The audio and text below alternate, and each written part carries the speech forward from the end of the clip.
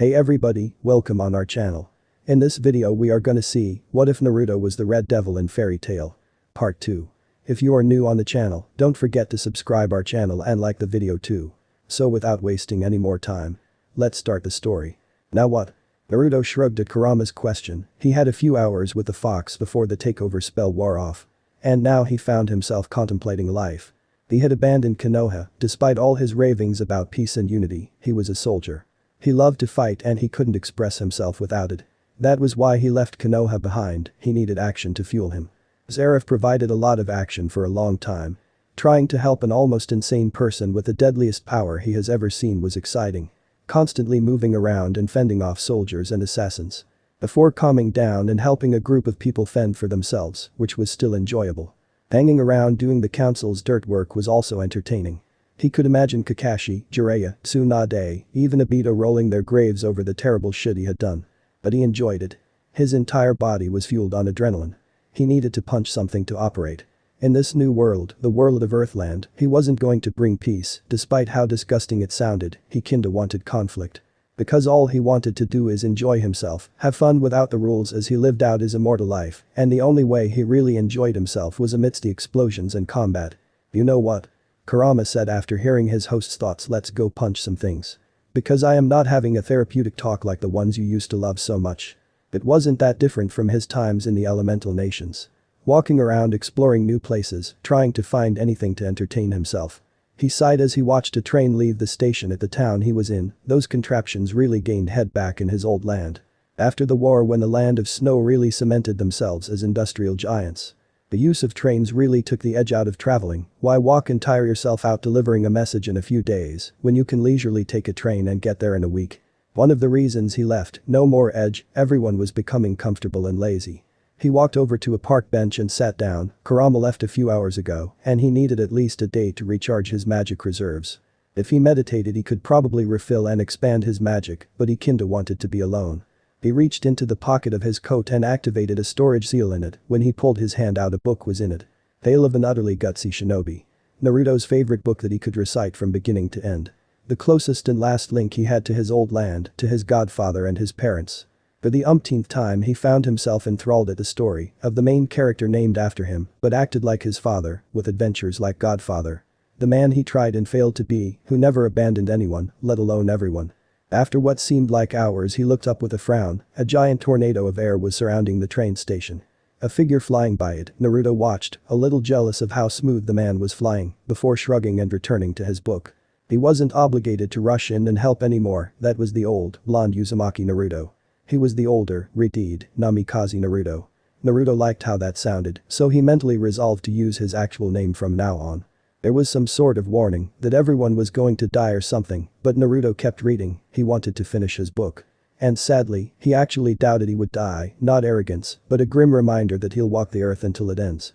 He closed his book with a plop, a happy smile on his face. He looked at the train station and sighed.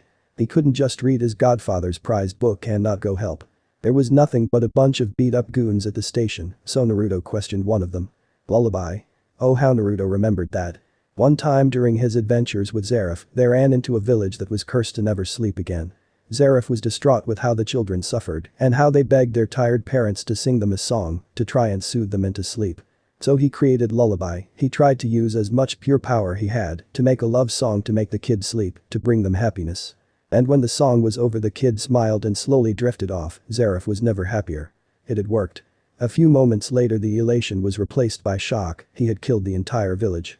Naruto was immune to most of Zeref's magic. The black wizard had enchanted most of his coats to repeal his death magic.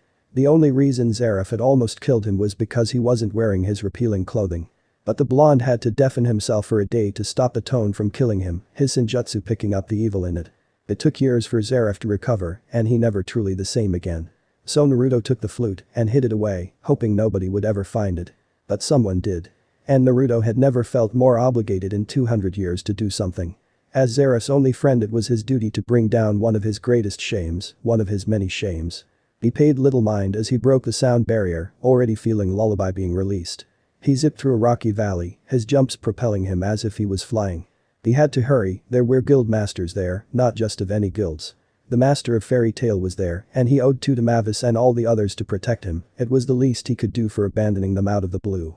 Makarov Dreyer was not someone Naruto knew, but he was Yuri's son and was chosen by Prek to be guild master, and that alone atoned for his greatness. Naruto was not going to let anyone die from one of Zeref's creations. The giant crater was former when Naruto landed on the ground. He growled when he saw Lullaby's true form once more. He was the one to defeat it when Zeref first created it, the black wizard being too broken to fight it. Naruto gained a wicked grin as he rose his arm, the Bijamata forming in it. A shame Kurama wasn't there to enjoy the moment. The orb got larger and larger before compressing down. Naruto was about to release it, then the people came. The orb disappeared and the Redeed groaned as he walked forward. He knew the pink-haired fire mage, he was a member of Fairy Tail, and that probably meant the other two were also members. He couldn't just blow them up. Well, hello there. Naruto turned to look at a group of mostly old people. He could feel his eyes sting at the look the bald man was giving him, it was very creepy. Hi. Naruto said simply as he looked at Fight. The man in front, a short old man, continued to speak, those are my guild members. He said proudly, my name's Makarov. Naruto turned to the man in disbelief, whoa. You're a Dreyer. Yes. The Redeed busted out laughing, Yuri gave birth to a midget. He was always so proud of his family's hide and look. A midget. Makarov glared at him, I am not a midget. And how do you know my father? You sound like you two were friends. Naruto patted the man's head, now, I am trying to watch a fight here. He smirked as the Horatian marker he placed on Makarov's head disappeared. His laughter came to a high when Lullaby tried to produce his music, only for the holes in him to mess it up. The guild masters could hear a faint asshole deserves it come from his mouth. When the monster was being thrown around, Naruto turned around, sweeping his coat as he did, and walked away. Are you just leaving? Makarov asked. It's over. Naruto said plainly, before turning back to face the monster, I don't need to fight the beast this time. This time? Ran through the guildmaster's minds.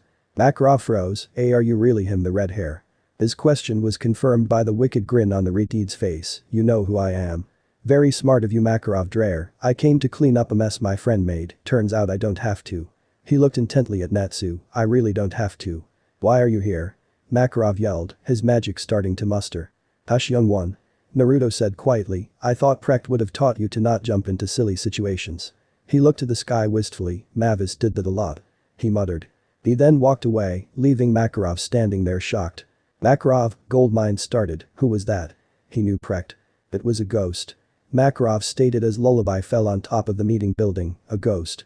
Naruto frowned as he felt a familiar presence through his senjutsu. It had been a week since the incident with Lullaby, and Naruto has been keeping an eye out for more of Zeref's creations, just in case any more idiots tried to use them. And now he found himself in the most northern corners of the Pergrant Kingdom, the biggest country in all of Earthland. It wasn't necessarily smart to wander the land of the king, but the kingdom was large enough and he was remote enough that he should be fine. He did not feel safe, however, he had a vague idea of what rested in his destination, and the thought made him shiver slightly. He slowly started to climb the mountain in front of him. When he got to the top, his enhanced vision stared at his target. On a mountain by the name of Zonia. A small house in the middle of a destroyed village, the entire thing looked ancient and unused for centuries, which it was. This place was once called Diavolian Asita. The village that the black wizard Zeref was born and raised in. A place long forgotten by any map or writing, one of the few places where Zeref could truly find solitude and comfort. The home of his library. The deadliest room in existence, a single shelved room filled with the many volumes of the infamous black books of Zeref.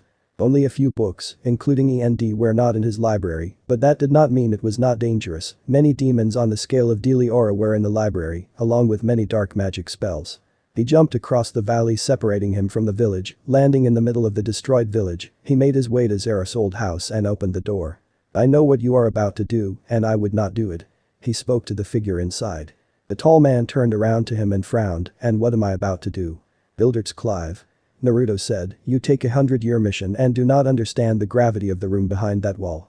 Bildert stepped away from the wall he destroyed. I was tasked to burn all these books to the ground. I don't understand why this is a 100-year mission, are you the reason?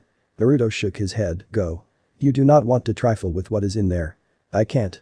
Bildert said, I can't go back to Fairy Tail saying I abandoned a mission. With that he raised his arms and started to channel his crash magic. Stop. Naruto yelled, but it was too late. Bildert released a blast of magic, but a force field protected the library. Bildert raised an eyebrow, that's interesting, is the barrier what I need to be afraid of? No. Naruto said grimly, it's the Guardian. Guardian? The world started to shake and the entire ceiling was lifted from, revealing a giant black dragon. "That is the guardian of the black books of Zareth," Naruto said plainly. "Zareth?" Gilderts exclaimed in shock. Naruto ignored him and took a step forward. "Acknowledge, it's been a while." "Naruto," the beast said back. Naruto gestured to the fairy tale mage. "I ask that you do not kill this human. He is of the Fairy Tale Guild, a guild in Zareth's favor." "You think I care?" Acknowledge said gruffly. "My debt to Zareth was to protect his black magic from those who wants to steal it. I shall honor it. But you owe me a debt also. You would have never have become a dragon if not for my kindness." Acknowledge growled. "And I should abandon my obligation to Zareth for you? I shall pay that debt back another day if you survive." "Shit." Naruto jumped out of the building that was leveled seconds later. He noticed Gilderts climbing out of the rubble unharmed before the runes on the house slowly started to rebuild it, bringing it back to its original state. The three powerhouses stared at each other, a three-way showdown. Naruto closed his eyes as he activated his takeover magic. "Yo." Kurama said as he entered the Redeed's body. "You cal holy shit. He senses the powers facing his host. Good thing you called me. Collect some nature chakra," Naruto said to himself quietly, "and get ready for hybrid mode." "Got it." Naruto lunged forwards, Rasen Shuriken. He threw two spinning blades of energy at his foes. Acknowledge flew in the air to avoid and Gilderts used disassembly magic to split it onto small pieces, which flew past him into the mountains. The fairy tale ace was then surrounded by energy as he rushed the Redeed. Crash. Naruto blocked the fist with his arm and was sent flying into air. He growled as Kurama's demonic chakra surrounded his broken limb, healing it in seconds. As he flew, the ninja crossed his fingers and created thousands of shadow clones who appeared in the sky behind him. Combo attack. Amaterasu rain. The eyes of him and all his clones turned a blood red as the sky started to rain little black flames. Acknowledge didn't even wince at the fire landing on him, while Gildert surrounded himself with crash magic to negate it. The black dragon brought his body back and released a wave of energy from his wings at the Redeed. Naruto surrounded himself with wind chakra and flew away, but most of his clones were destroyed by the blast. The remaining clones created Rasengans and rushed Gilderts, who decided to play it safe and keep his distance. The crash magic easily disposed of them as the ace picked up a giant rock and threw it at the dragon. Acknowledge got annoyed by the pebble hitting him and flew up high in the sky. Before rearing his head back and releasing his apocalypse roar. Naruto's eyes widened at the technique before they slowly started to morph as his hybrid mode activated. "Shinra Tensei." He yelled with his Rinnegan as he redirected the part of the blast heading towards him, which went flying into the distance and leveled a few mountain ranges. He looked to his right to see Gilderts unconscious by him, his crash magic failing to protect him from the blast that hit him. Naruto couldn't let the man die and looked to the dragon in front of him. He created two clones, and the three of them started to weave through seals. Tengai Shinsei. aka Madara's giant rock of doom. The black dragon was high enough that he barely had time to turn around before the clouds broke and he was impacted by a giant meteor. Naruto probably had an hour before the dragon dug himself out, plenty of time to Hurricane the hell away from the cursed village. That was good. Not long enough, but good.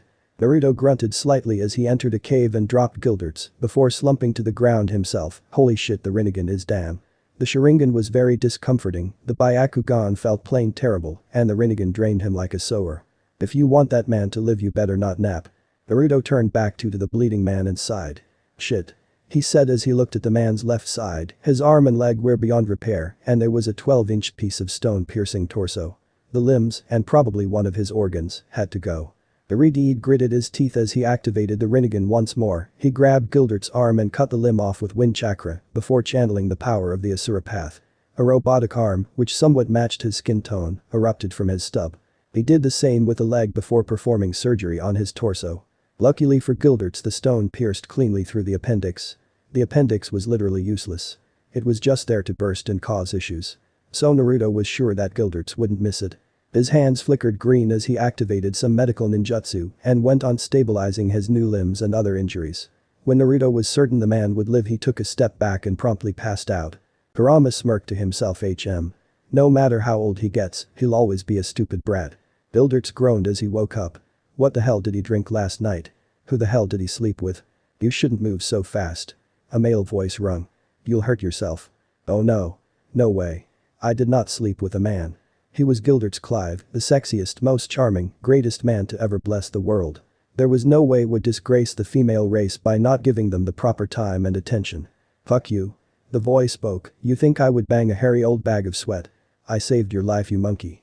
Builderts opened his eyes and looked to the man with him, the memories of what really happened flooding to him. Oh shit. The ace said, I picked a fight with the red devil and the black dragon.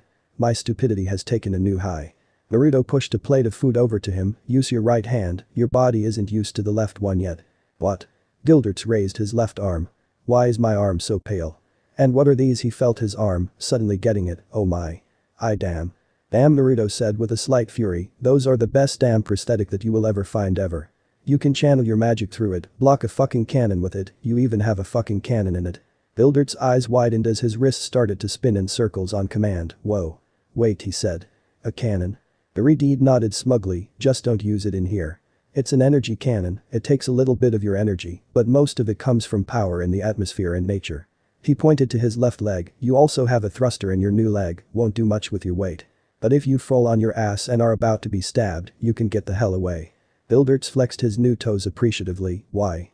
He asked seriously, why would the Red Devil, one of the most dangerous men ever, help me? How did you even find me? Naruto chuckled, don't ever believe government propaganda. I never killed a single person, that was Zeref, who isn't evil. Merely misunderstood with psychological issues. And how did I find you? I have some friends in the council, they told me about you and the mission.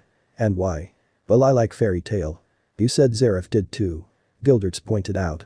He received a nod, a long time ago, me and Zeref ran into a small girl, her name was Mavis Vermilion. She and her friends wanted to learn magic and she got on Zeref's good side. So we taught them everything they knew. The final task we gave them was to make a guild where everyone could belong. They did. Gilderts looked awestruck, you helped create fairy tale. That's why the guild immediately was hailed as powerful, the originals were taught by the two strongest men ever. Naruto noted that Gilderts did not say dangerous like all the articles and posters said, you know. He began, I never really showed my true strength. I don't know how I got SS. I'm not saying I'm not SS powerful, but I only ever punched people. And hypnotized, but Gilderts didn't need to know that. The ace shrugged, you just went head to head with the black dragon and somehow managed to escape. That deserves a new rank in itself. Naruto tapped his wrists and a giant barrel of liquid appeared in front of him, you know what? Let's drink, we deserve it. This is the toad sake of Mount Mayaboku, some of the greatest shit I have ever consumed. Buildert smiled at the sight of alcohol, to cripples and criminals. Naruto chuckled as he poured a cup. After getting shit-faced drunk together, Naruto and Gilderts actually became pretty good friends. They both loved to drink, both loved women, and both loved to smash shit. And most of all, they both would do anything for their loved ones. So Naruto found himself walking towards Fairy Tail, Gilderts wanted him to join, saying that it would fill all his thirst for battle. And in reality Naruto had become a bit lonely. His lack of magic prevented Kurama from coming for long periods of time, he was a criminal so visiting Altier and Seagrain were out, Mavis and his other students are dead, and he had no idea where the hell Zeref was. Also it was the perfect excuse to keep an eye out on END Naruto's side. Not END, but Natsu Dragneel. Surprisingly taught by Igneel, who had fought the identical END a long time ago. And he also saw the fairy tale photoshoot and he very much enjoyed the females in the guild. He smiled a bit perversely. He couldn't help but feel a bit nostalgic as he entered the Magnolia town, he could remember walking through the Blue Skull controlled town with his young disciples, eager to learn magic and change the world. As he laid eyes on the guild building the only thought through his mind was the picture in the newspaper, the last thing he showed Zeref before they were separated, Mavis's dream. The dream of Mavis, Precht, Yuri, Warad and Zera right in front of him. He stopped and went through the seals on his chest. What coat should he wear? Kurama never gave him the light of day because of how sensitive he had become with his fashion. I mean he had so many badass coats, he couldn't pull off only one coat like his dad did, since his dad took the term awesome to a new level. White coat with red flames it is. Naruto smiled as he could still smell the lingering scent of his father on his coat, he never felt so confident, so safe in anything other than this. Things just couldn't go wrong with his father with him. Naruto, you called. Yeah, he was about to enter a giant room filled with wizards and witches that very well might attack him the minute they realize he was an immortal criminal. I hope they get angry, I want to tear someone a new one. Naruto ignored that thought as he pulled the hood of the brown jacket he had on over his head and put on his dad's coat. He took a deep breath and entered the guild he helped create. The first thing he did was knock someone over, not the best start. Oh. Naruto said pleasantly, sorry about knocking you over and dropping you cake. He didn't really pay her any mind as his eyes were locked onto Natsu Dragneel as he fought a bunch of people. He felt a bit on edge at the sight. Calm down. He's a stupid idiot like your genin days. Not the END you know of. Naruto kept walking, ignoring the growing killing intent behind him. passing it off as the fight around him. He walked up to the bar and saw a very attractive white-haired girl there. "Hi there," Naruto said with his smoothest voice. The girl gave him a friendly smile. "I was asked to talk to your guildmaster Makarov." "Really?" she said in a cute voice as she wiped a cup. "I think he'll be out in a moment. Please watch out for all the idiots fighting, they're a lot more professional on missions." Naruto laughed and sat down on a bar stool and faced the brawl. It gives a nice atmosphere. A bunch of friends duking it out. It kinda reminded him of his rivalry with Sasuke when they were young. "I'm glad you do. I'm Murahin by the way." "Naruto?" He turned and gave her a charming smile. "Namikaze Naruto." He knew that she could see her face from under his hood and commended her for not getting flustered. She must have been flirted with many times, and with her looks Naruto didn't doubt it. "I'm back," he heard a familiar voice say. Naruto smirked as Makarov entered the main room. "That blasted council keeps sending me comply." All of Makarov's gusto went away as his skin lost 5 shades instantly. The mug of beer in his hand lifelessly fell to the floor with a loud bang, drawing the attention of everyone in the guild. He was looking at Naruto, the face was shadowed but the eyes. The violet eyes. "Why you?" Makarov spoke in a shaky voice. Naruto pulled at his hood. "Hello Makarov, a nice place you have here," he said, looking at the place admirably. The entire place shook. Makarov exploded in power. "What are you doing here?" Naruto's smirk grew. "Enjoying a drink with your pretty barmaid." "I was thinking ab." He was punched through a wall before he could finish. "Fuck." Naruto cried as he stood up shakily. "I did not." He took a deep breath. "Expect that." He could hear the fox laughing in his mind. "You had it coming, asshole." He laughed even harder. "Oh my goodness, that was perfect. That shit look on your face was still there as you flew." "Shut up you ugly vulpine. And please heal my broken ribs faster." The fox kept laughing, but Naruto could feel his ribs snap back into place. He groaned as he saw an enlarged Makarov in front of him. The redhead started slowly. "Have no idea why the hell you're punching me. You old bastard." He had an irritated look on his face as he cradled a bump on his head. "Rain of light." Makarov yelled as he fires multiples beam of concentrated light at the Redeed. Naruto growled. "Ice release." Frozen mirrors. The beams of light hit the ice and was redirected into the sky. Naruto looked at the hole he made to see the guild inhabitants start to gather around. "Why are you attacking me?" Naruto yelled to the master. "I will not let you destroy this guild." Makarov yelled in a fury. "Master?" He heard Murahin yell. "He just wanted to talk to you." The golden light started to emit from Makarov. Lies. Naruto recognized what he was preparing. He noticed a few people in the crowd gasp also. Very law. His own fucking technique. Naruto vanished as he appeared in front of Makarov with his Hiraishin. He placed a finger on his head and all the light went away. "What?" Makarov said in shock as his fairy law disappeared. Naruto glared at the man. "Trying to use my own technique against me. What the hell was Mavis thinking teaching it to you?" "Mavis?"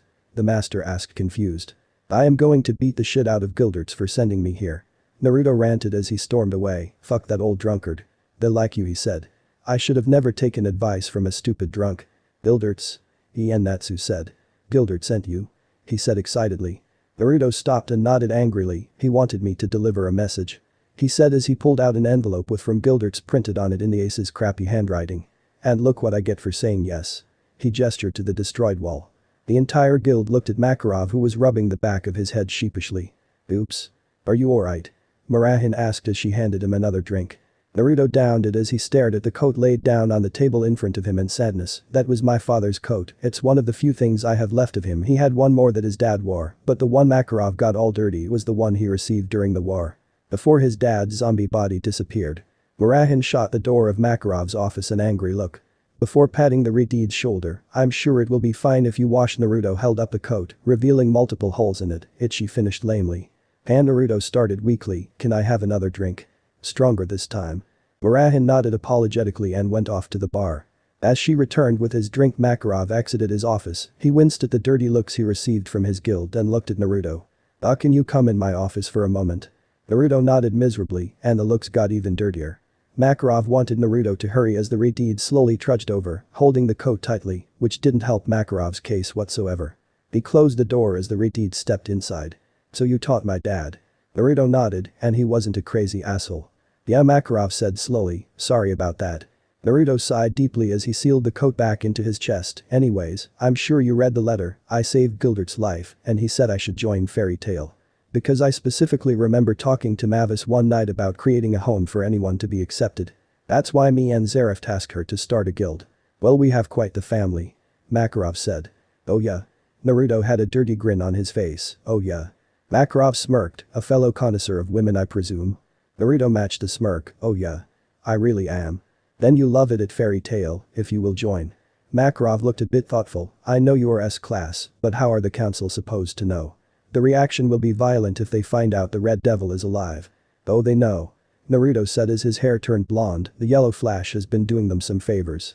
So the rumors of the council having an independent S-class mage is true. By any chance is the stories about Magitalk true also? His thoughts were confirmed by the wicked grin on the Redeed's face. Oh, that island was completely fucked up, so I destroyed every little speck of it. Matter cannot be created nor destroyed my ass. Makarov sighed, you like to destroy? I guess you'll fit in. He received a deadpan look, you can't be upset about destruction when you just punched me through a wall. Well, after our little misunderstanding, me and Naruto here worked it out. Makarov looked a little sheepish. Anyways. Mr. Namikaze over here is joining our guild. His proclamation was met with cheers. Now Naruto. Where do you want your stamp to be? Naruto froze. Where should it be? Anbu style on his arm? Or seal style on his stomach? Root style tongue? Maybe even Orochimaru death hickey. His chest was out, Zeref left a nasty scar. My palm? Naruto said after a minute of silence, so when I bitch slap someone they'll know it was Fairy Tail. That was met by a loud roar of applause. Makarov laughed heartily, you'll really fit it. What color? Orange is the greatest color ever created. Naruto smirked as the tattoo was put on his right palm, he wondered if it would turn any of his jutsu orange. Rushing towards a guard with an orange Rasengan would be the coolest thing ever. Hey Jane. Naruto said as he sat down on a bar stool, can you get me a drink? Jane? Murahin questioned, most people call me Mira. At that Naruto shrugged, what do you want? Something hard preferably. Good. She chirped, because all we have are hard stuff. Naruto sat idly looking around at his guildmates, he could have sworn he felt a dose of killing intent directed at him, but whenever he turned around it was gone. He noticed a brown-haired girl walking towards him. She sat down next to him with a giant barrel of alcohol and started chugging. Hi. Naruto said plainly as he thanked the waitress who gave him a large cup. The girl wiped her mouth and gave him a somewhat hard look, you said you met Gilderts. Naruto nodded, I did a lot more than meet him. Where is he? Naruto rose his eyebrow, maybe introductions are in order. Kana. She said. Kana Alberona. Naruto took a sip of his drink, Naruto. It's nice to meet you Kana Alberona, or should I say Clive. She froze, how? Naruto shrugged, same chin, eyebrows, forehead, and ears. Most of you defining features are probably from your mother, but I can see him in you. She looked down, does he know? Of course not, you've seen how he is. Kana threw the empty barrel to the side as a waitress brought another, when is he coming back? Who knows with that old drunk? Kana sighed, ah well you drink. Naruto smirked, I love to drink. I hate to admit it, but I'm a pretty big alcoholic. He blames Tsunade, she said it helped with the job of Hokage, it really did. The Clive waved her hand, and another barrel was brought to her, here, try this stuff. The door to the guild crashed open. A heavily clothed figure walked in. Naruto threw his empty 12th barrel aside and looked at him as he saw many of the people faint around him. He could feel a foreign magic try to enter his system, sleep magic. Sleep magic, however, was nowhere near as invading as a game jutsu, so he easily expunged it from his system. He smirked as he saw even Makarov get drowsy. Mystigan. The master said. I've come for a mission. The now named Mystigan said. Makarov noticed Naruto fully awake behind him, you're alright. Mystigan turned around at that. It must be hot in that. Naruto observed as he stood up and walked over, extending his hand, Naruto Namikaze, I'm new here. The mage took it, Mystigan. He introduced, by any chance can you tell me how you repealed my sleep magic?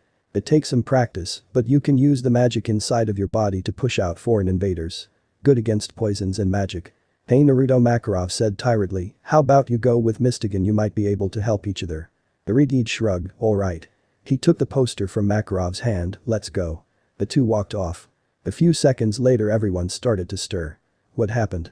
Lucy cried weakly, never experiencing Mystigan before. Mystigan. Urza said angrily, she was trying to set Naruto aflame with her glare and wasn't prepared for the magic. He puts everyone asleep before he comes, nobody has ever seen his face. I have. A voice rung from the second floor, I once caught him without his hood on. Laxus. Natsu yelled, fight him. He suddenly stopped and looked around, where's the new guy? Everyone looked around, surprised that Natsu of all people noticed. He's gone. Makarov said, he went with Mystigan. What? Natsu shouted. Lucy looked confused, he didn't fall asleep. Makarov shrugged, he was wide awake. The Red Devil, I am in awe. Mystigan said in the exact same monotone. You don't sound like it. He shrugged, I can keep my composure. How about you take that off? Naruto said, we are long away from anybody and I can sense people, you'll be fine. I can't. Mystigan said suddenly, it's a very important secret. Naruto gave him a dry look, I just told you I am the most dangerous criminal in the world bar my best human friend, who is Zeref. Zeref. He could hear Mystigan sigh as he took off his head covering, my name is Gel. I'm from another dimension. Naruto wasn't really shocked of the exact clone of his friend Seagrain, he had already seen enough freaky shit in his life. Interesting. He said. I'm not the only one. Only one? Mystigan asked. Naruto looked into the sky, I'm from another dimension also, I came a few centuries ago. He noticed Gel's look, I'm immortal. It's not what the stories make it out to be, pretty shitty actually. Are from Idolas then? Nope. Naruto said, popping the pea. I was pulled here by accident from a very far away dimension by Zeref. Actually in a puff of smoke he was holding his Konoha headband, everyone used to wear these things, like the one you have. It had been bothering him that Mystigan had a blank forehead protector with an uncanny resemblance to his old world. Wow. Mystigan said, is the base strength level stronger there?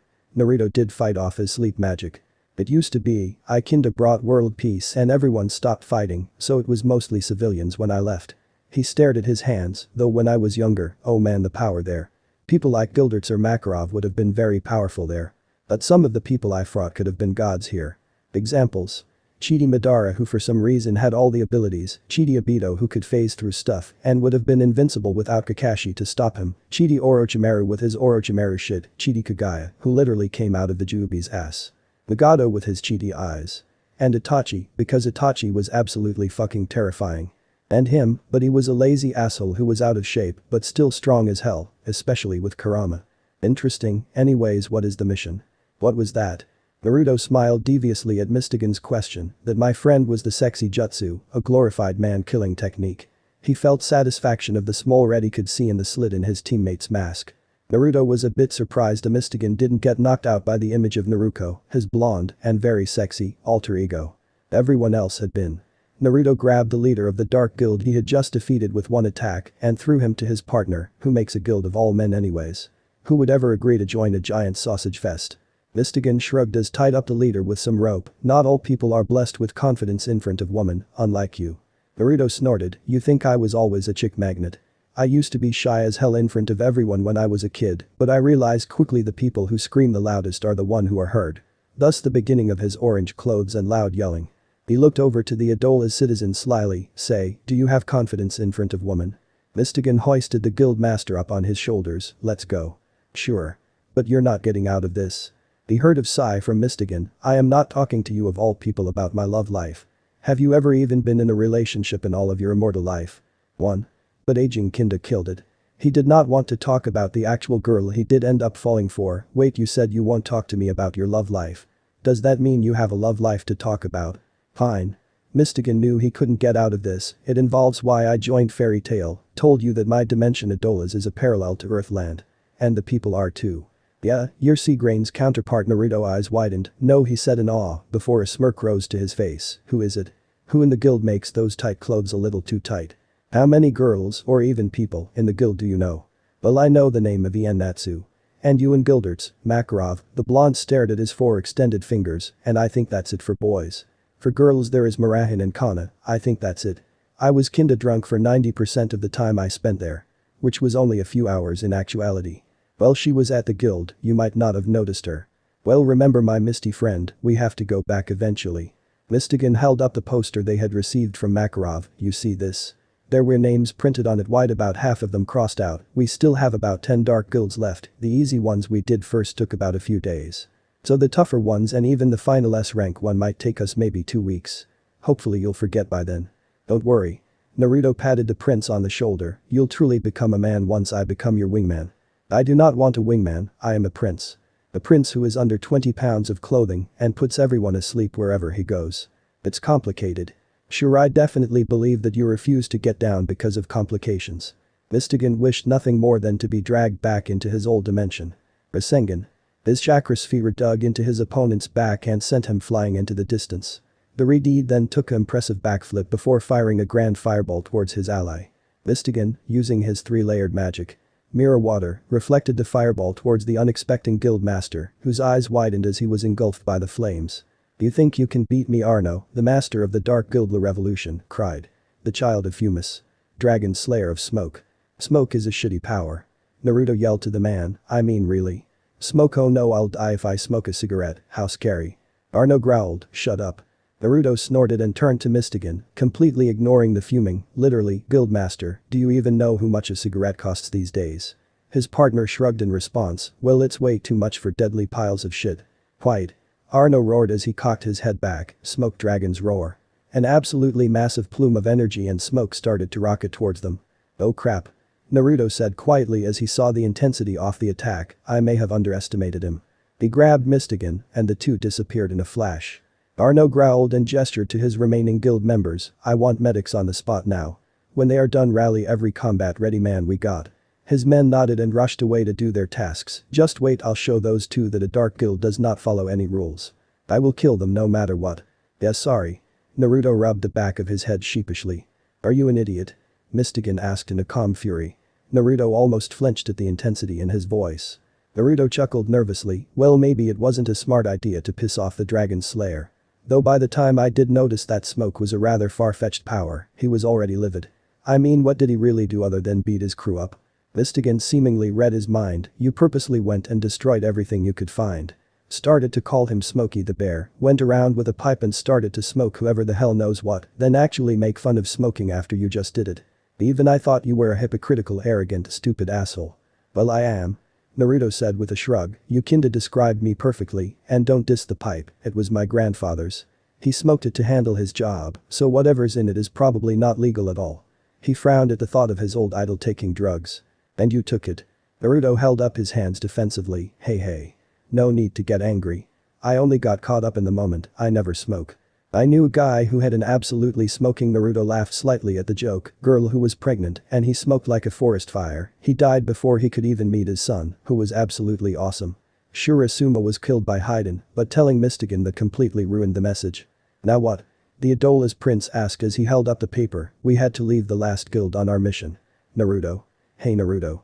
The blonde was looking off into the distance with an actual serious look on his face. Oh. Nothing, thought I felt something. He did feel something, but it was personal. One of Zeref's books, he could feel its power just faintly. Let's go back to the hotel. Naruto said as he walked away, we crippled the guild, it won't be going anywhere tonight. Mystigan paused at the tone he used, none of his always present amusement was there, he complied and started to follow the repeat. He was a shadow, a fragment of the original. A shadow clone. One of the signature techniques of Naruto Namikaze. It wasn't that the boss, original Naruto, wasn't mature, it was just that he didn't want to show it.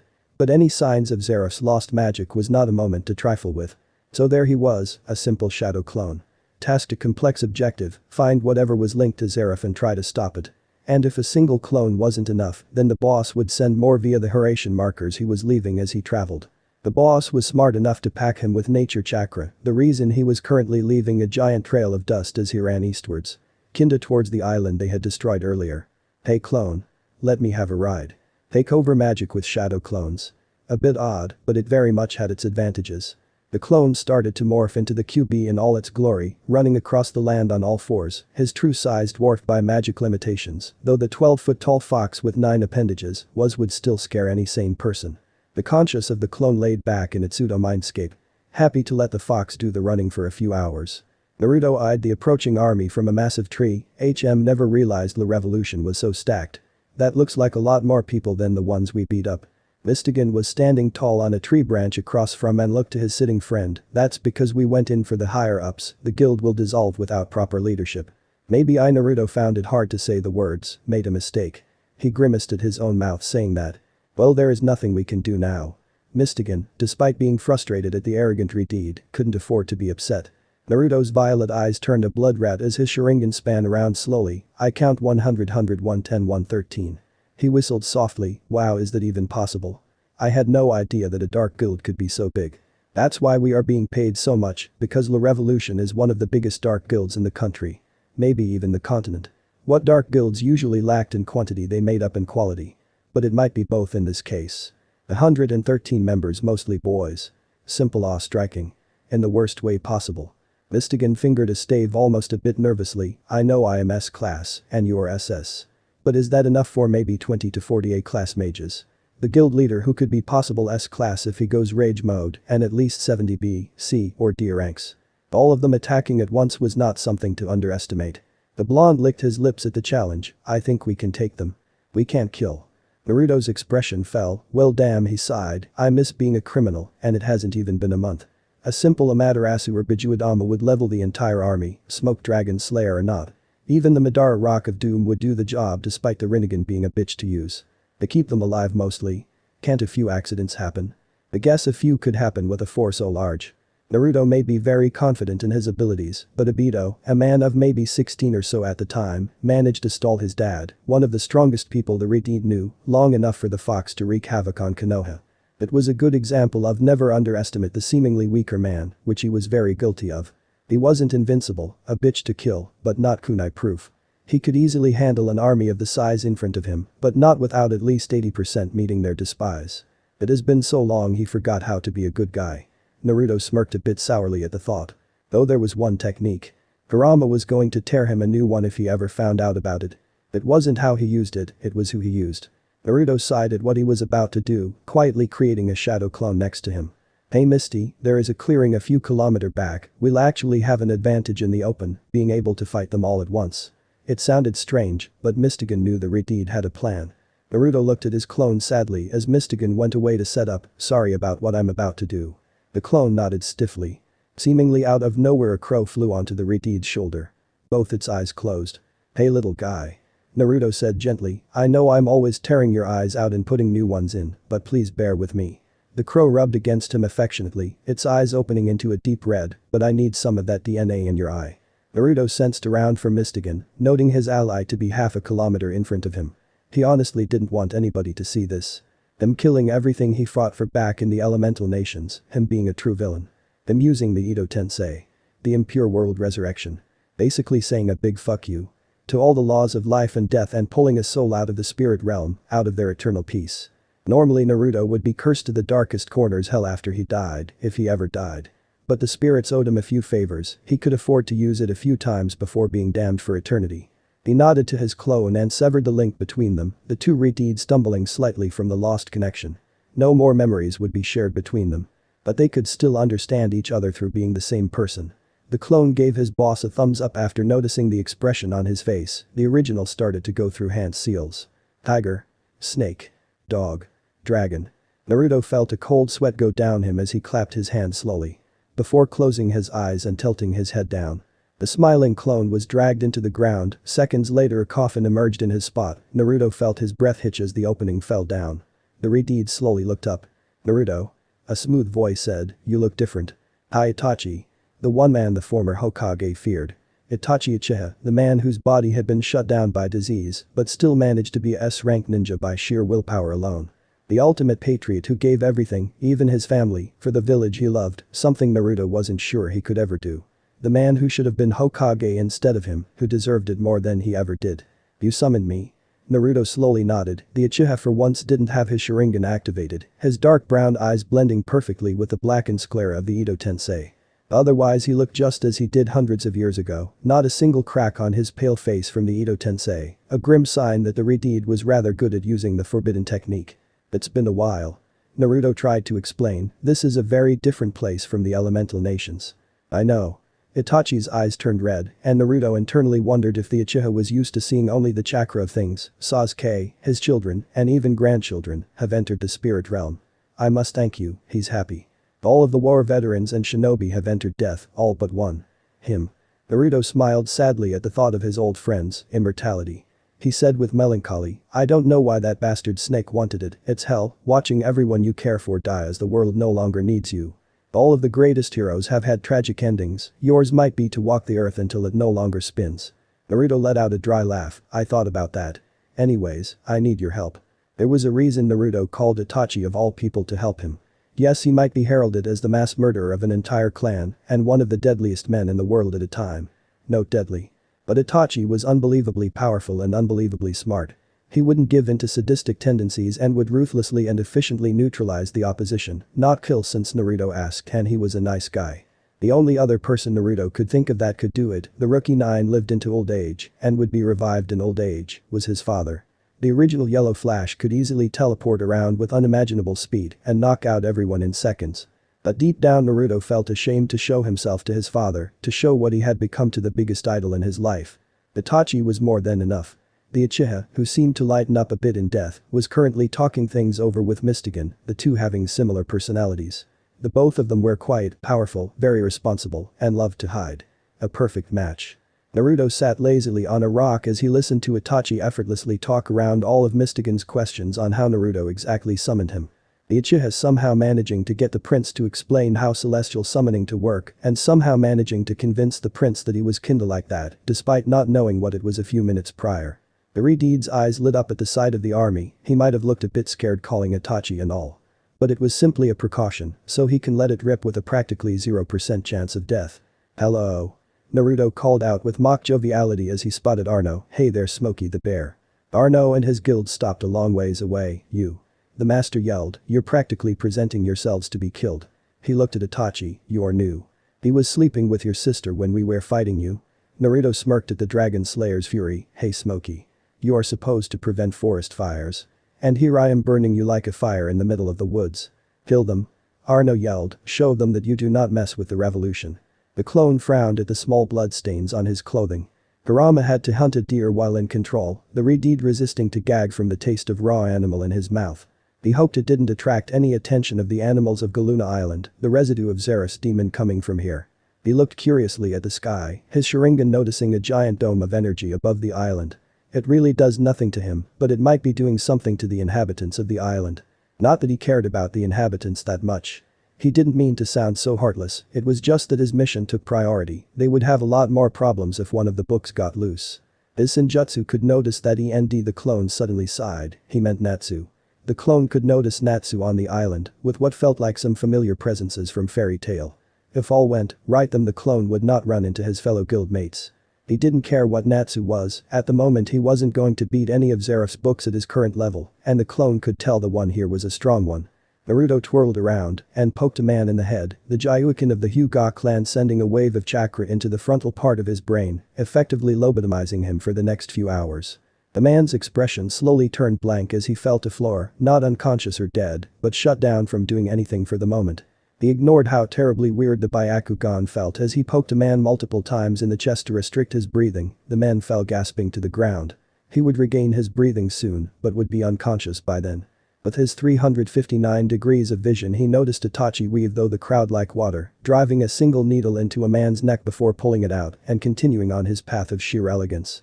Putting them in near-death states, it reminded him of Haku. The ice user would have been good here, but the teenage boy was easily defeated by a 12-year-old Naruto, even with the former blonde using QB powers the Yuki probably wouldn't be able to fight so many people. The man was about to attack him from behind, but the Redeed didn't even turn around as Mystigan's sleep magic took its toll and knocked the attacker out. The Prince of Adolas used a blanket of sleep magic when the battle started, almost a third of the army was touched by a small bit before Arno blew it away, the effects were taking its time, but was still taking a few people out. He frowned as the memory of Arno taking out another one of his clones flooded his mind. The reason he didn't create shadow clones was that the Smoke Dragon Slayer had a lot of wide-ranged attacks and the clones couldn't take more than one hit, a few if they used Senjutsu, which they aren't. It takes too much time to collect nature chakra without Kurama. Speaking of the fox, he couldn't come since he already came to the world into his clone. The fox could only enter the world every day or two due to the Redeed's lackluster skill in magic. Naruto flipped around and reveled in the feeling of his leg digging into the fleshy stomach of an enemy mage, satisfaction flooded him as he watched a poor man fly into the distance. Right into Arno. You. The Slayer yelled, you have to be the real one. Naruto gave a weak wave. Arno took a deep breath, Smoke Dragon's roar. Naruto went through hand seals and created an earth wall in front of him. Which was promptly destroyed, sending him flying back. Leora the clone's fists clenched at the sight. I didn't quite feel emotion on the same level as the boss, but the clone knew the original would be on a whole new level of anger if he was here. Lullaby was a terrible mistake, but it was still created with the best intentions at heart. Such a vile creature was made by Xerif trying to channel his love into one of his creations. Leora was different. Leora was made by pure hate. Xerif's will to see someone die, to see many people die. Many people, including the council, did not know how the legendary guild of Pyrexia, the Fever, was destroyed. It was by Zareth, witnessing a member rape and kill an innocent woman, lost control and created a being of pure destruction. The beast in front of the clone was not to be trifled with. It amazed the clone that a mage could even defeat it, let alone lock it away in a shell of ice for who knows how long. The boss and Zareth lost track of the beast a long time ago. This may be why. Just fucking die. Naruto growled as he was engulfed by the roar of the smoke dragon. He coated his lungs with wind chakra to fight off the fumes entering his body. The Redeed's objective of not killing anyone was slowly being burned by his anger. The time for an accident was bound to happen any time now. But he never realized how annoying a man who can bend smoke is. One would think a simple blast of wind chakra would knock that guy out of the park, but it was a lot more complicated. Bale palm. A blast of wind was shot at Arno, who propelled himself into the air with his smoke. The Dragon Slayer fired what he called a poison cloud at the Redeed. Naruto naturally moved after hearing the name. Smoke was filled with poisonous chemicals, filled with many unique chemicals. And apparently Arno did his reading as he was using every advantage the seemingly flimsily element could have.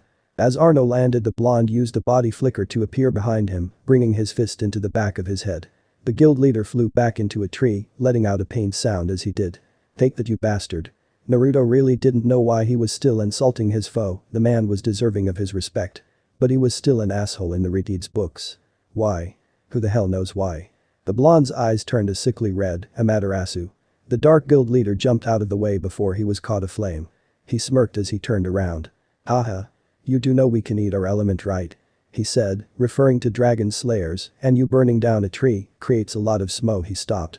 It was Naruto's turn to chuckle. Amaterasu doesn't create smoke. "Fine." Arno said. "I guess I have to do it myself." With that, he pulled out a bomb from his pocket and threw it at the forest. The bomb turned out to be a fire bomb, and the entire forest was engulfed in flames. "Shit." Naruto yelled as he formed a grand waterfall out of the moisture in the air, a feat only Tobirama Senju could do other than him. The large torrent of water crashed into the fire, but there was too much by the time it has hit. Zombie Itachi jumped in front of the blonde, fire release. Naruto's fear of the man was perfectly justified as all of the fire was put out just by the pure power of Itachi's affinity, his control willing it to stop. But Arno was already frolicking in the smoke created, eating it like an Akamichi would a buffet. "Yes," he said slowly, now you die." But that is Dragon Force activated. And Naruto swore every single curse he learned in his centuries of life. The clone frowned as he watched what was happening. Some jerk who knew Gray, who was apparently his boss's fellow guild member, was trying to revive Deliora to defeat it because his dream was to surpass his master who died freezing Delora a decade or so earlier. That guy, Lio or something, needed to step back and take his plan into hindsight. He wanted to revive the rampaging demon that defeated his master, only to defeat it himself. That defeated the entire purpose of his master's sacrifice and memory. Personally, the small fragment of Naruto's mind thought just leaving the dangerous thing dead was a good idea. Because fighting with Deliora, no matter how strong you are, will end up with an entire island destroyed. And they just happen to be on a very destroyable island filled with people. And despite how many antagonistic tendencies the Namikaze has picked up in his long life, letting an island of innocent people die was not going to happen. Decida's lion defeated his guildmate. All well, Ien Natsu would probably beat him eventually, as is the case a person with the Uzumaki Naruto syndrome that he could sense in the pink-haired man. Just like him, Natsu was a man who would only get stronger in the face of defeat. And somehow beat everyone despite being much weaker than some of his opponents. And he was as dense as a brick, just like old school Naruto was. Though one thing caught the clone's attention much more than Lion or his guildmates. That Zalti person was rather familiar and was about to get a shocking surprise. Naruto just managed to pull up his Susanoo ribcage before he was hit by Arno's claw of the smoke dragon. He was impressed as he was sent flying and flipped before landing on the ground seemingly unharmed. The guild master tried to claw Itachi also, but the Uchiha easily brought up his own ribcage to block it, his body slowly becoming surrounded by his reddish Susanoo. The Redeed jumped next to his dead companion. "Your Susanoo is yellow," Itachi noted. Naruto kept his eyes locked onto Arno. "It's the eye combination." Combination. He didn't get an answer as the Redeed launched himself towards Arno, whose skin was covered in scaled and was gaining more dragon-like characteristics. Arno's lower body actually turned into smoke as he flew into the air. Naruto stared eyes wide. He was smoke. Smoke. And he was flying smoothly, hovering actually. Naruto suppressed his jealousy of Arno's flying and fired a flurry of Susanoo needles upwards. They all hit Arno, but simply passed through as he turned into a fume. "Take this." Arno reared his head back as the power of the dragon force coursed through him. Roar of the smoke dragon. Naruto looked over to Mystigan, who was fighting the last 5 guild members, and shot out his Susanoo arm. He grabbed his partner and pulled him towards him as the sky lit up with Arno's power. In the light of Arno's blast, Naruto could vaguely see red above him. Naruto groaned as his body ached. I am the stupidest person alive. Why oh why did I mess around with him and not kill him outright? Well, I already got him. Naruto lifted his head up to see Itachi standing there, his body showing a few cracks. Mystigan let out a deep breath as he got up, stumbling as he did. What happened? You did something, Itachi. The Uchiha looked into the sky to where Arno used to be. I covered you guys and used my Yata mirror to block the blow. Arno didn't even realize it was blocked before I stabbed him with my sword of Totsuka, a sword that seals its victim into it forever. Arno is gone. Good. Naruto said before looking around, a grim look on his face. Looks like the revolution is all gone too. I couldn't cover all of them.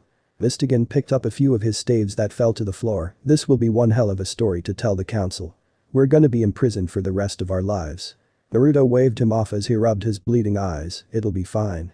We didn't kill, he shrugged. Well, a few might have fallen from my hand, but Arno basically killed all of them. An angry dragon slayer that went all out. They'll believe that. And the bodies? Naruto looked around hardly. Leave them to the wyverns. He said tightly. Mystigan nodded and looked to the distance. I'm gonna go check the other La Revolution bases to see if there is anyone alive to turn in. Both of the shinobi could interpret his message. He needed to be alone. As he left, another crack formed on Itachi's body. My time is going. He stated plainly. Yeah. Hopefully I'll never use this god-forsaken jutsu again. The two walked into the forest, away from the bodies. Naruto. Itachi said, looking at the blonde seriously, how do you have the Sharingan? Sasuke never told you? No. I have no idea what really happened to you, Byakugan and Sharingan. Not to mention the different personality and knowing Ito Tensei, you've changed. Naruto sat down on a tree stump. Where do I start? Where it all began. Okay. Naruto took a deep breath. Where it all began. Hello, Altair. Zalti turned around and jumped slightly. Naruto. What a strange place this is. The clone said pleasantly as he watched a barrier around the island break, but the strangest thing here is not the demon inhabitants, it's you. The magic council member here, under ruse and trying to revive one of Zeref's demon.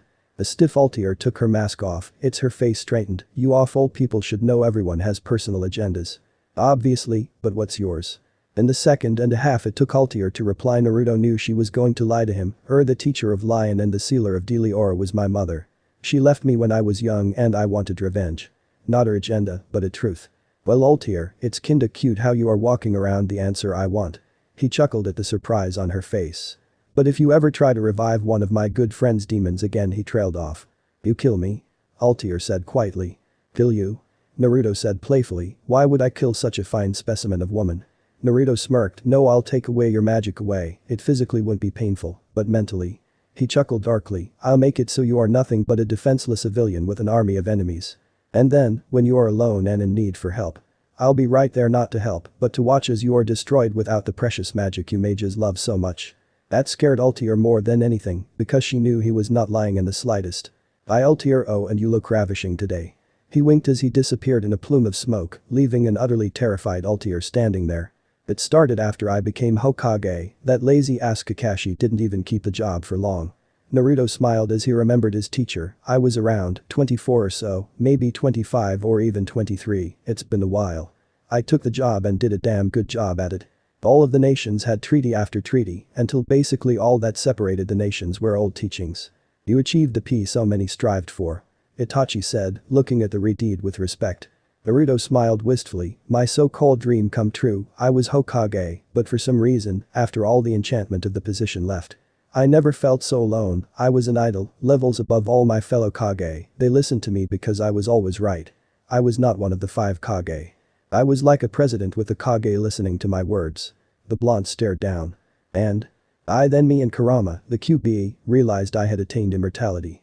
He noticed Itachi's questioning look. During the final battle, me and Sasuke received half of the Rakuto Senin's chakra each. And only half of Kurama, his yang side, was sealed into me.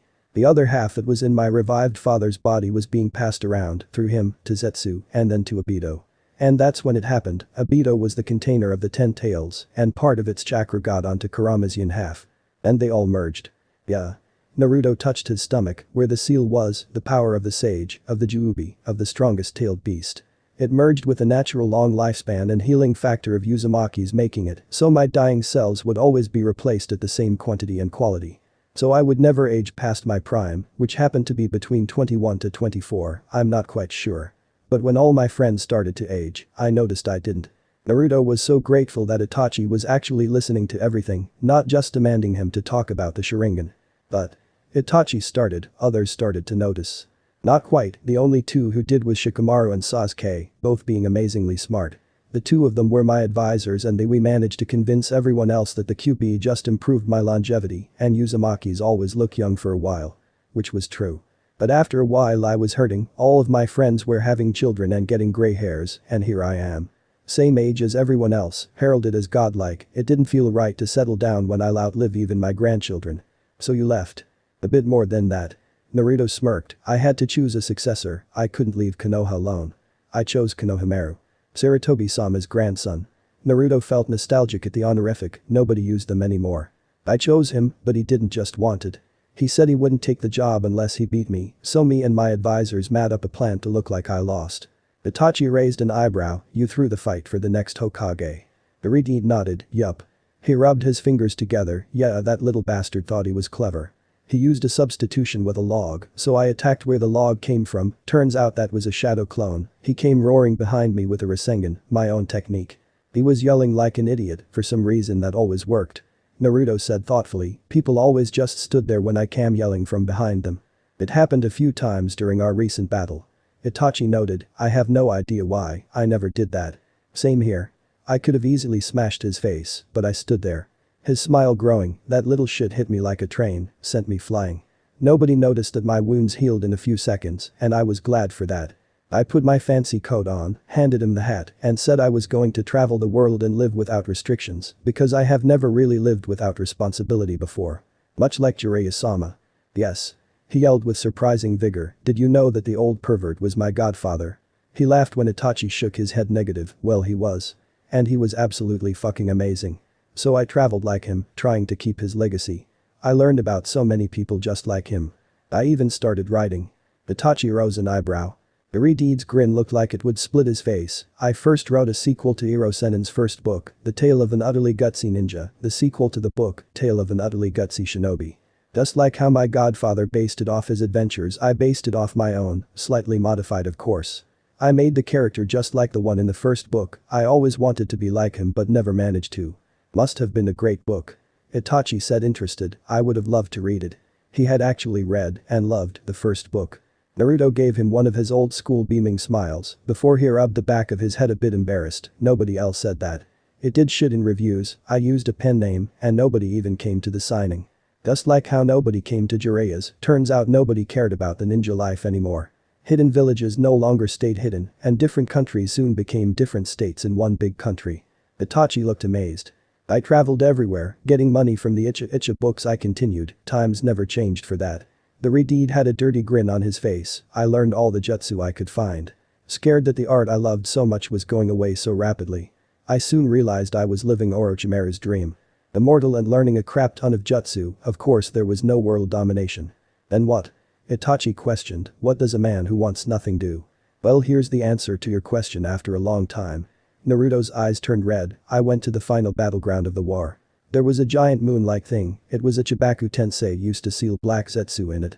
While I was there I came across something horrible among the rubble. Iridede's face hardened, Madara's body. Itachi's eyes widened. It was there Naruto started, perfectly intact, not a single sign of decay. I opened his eyelids and there they were, an eternal Manjikyu Sharingan. Only one? Naruto shrugged, I don't know. But I realized that Zetsu was alive and was slowly tunneling his way out of his prison to try and get Madara's eye. So I released him and fought him. While fighting him I realized where the safest place for the eye to be. In your own safekeeping. Naruto smirked, when that plant bastard stabbed me in the eye with a wooden spear he was laughing like a madman, gloating. In his arrogance he didn't even notice me take Madara's eye and stick it in my own head. I burned that asshole alive with Amaterasu. And truly ended all threats to the nations. The crow flew its way onto Itachi's shoulder. That's mine. He stated as he lightly petted it. I remembered Kara, which is short for Karasu, was still out there with Shisui's eye and it had been much longer than a decade, so I called him and he came. I took Shisui's eye and placed it in my other one and it just happened. I got a Rinnegan from the sages and Jubi's chakra in me and the Sharingan. The Byakugan came after mastering my power. The green of Shisui's Susanoo and the blue of Madara's Susanoo. Green and blue makes yellow, hence Naruto's yellow Susanoo. He's a raven. Itachi said, not seeming shocked by all the Dojutsus the Redeed had, he was actually Shisui's personal summon. Not a Karasu. Well, Kara here never told me that. He gave the raven a mock glare, come one Kara. The bird ruffled his feathers and flew over to his living owner, landing on his shoulder. Kara has 2 Sharingan though. Itachi pointed out. That's how I revived you. You know Sarada, right? Itachi actually smiled at the name, which looked strange on him. My niece, she died and came to the spirit realm also. Well, you know she never unlocked her Sharingan, right? No. Itachi seemed surprised. Naruto grinned, well, she never did, and luckily Sasuke didn't care that she didn't have it. He loved her more than anything with or without Sharingan. The 2 shinobi smiled at the change in their brother. Well, on his deathbed, I came to him, and Sasuke asked for a favor. Kara looked at Itachi, and its eyes morphed into Sasuke's Manjikyu pattern. He wanted you to have his eyes. Yes. Naruto's Sharingan span, he didn't want his Sharingan going to waste, so he gave it to me. I already had a pair, but Kara here went blind for me. Sasuke was more than happy to give his brother's legacy sight. And there you were. A man with no purpose in the world. Naruto stared at the full moon. I played my part. And then I ended up here. And I think, after a few hundred years, that I finally found my role. A purpose in this world. It took him a while to realize it, but after what his clone gave in and all that has been happening to him. He knew. And that is. Naruto told it to him. Itachi gave him a genuine smile as he walked up to the Redeed, the cracks among his body increasing. That's a good objective. It describes your value so much. His body started to glow. I'll go tell the others that you are okay. And you're on your way to happiness. Naruto nodded, thank you Itachi. I needed this. The Uchiha started to float, no matter how much you change. Naruto Uzumaki or Naruto Namikaze, the name Naruto will always be the name from your godfather's book. And he is not who you want to be, he is you describe him perfectly. You might not be a hero, but you are a good man. Naruto felt his eyes almost water as part of his past flew away. I'm still fucking terrified of you. He wiped his eyes. Now where the hell is Mystigan? I need to get drunk. And. So this part ends here. If you want to see next part of this series, like the video now and share the story with your friends. Bye bye.